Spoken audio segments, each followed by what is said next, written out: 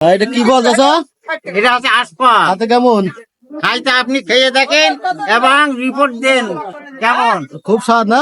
আচ্ছা, কনে আপনার গাছ করা? আমার গাছ একটা।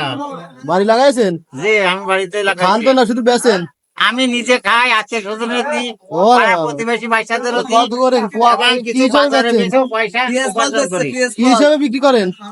আমি 200 টাকা দরে বেশি, 200 টাকা কেজি। কেজি দরে বিক্রি। এখানে আছে কট্টু কাগজে? কাগজে আছে 200 গ্রাম করে 40 টাকা মূল্য।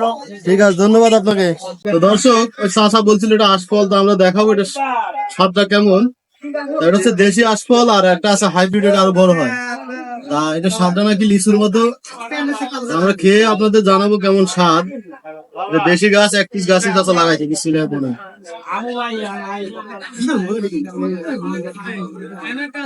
আসলে অত্যন্ত সুস্বাদু এবং মিষ্টি খুব, একদম লিচুর মতো মিষ্টি এবং খুব স্বাদ।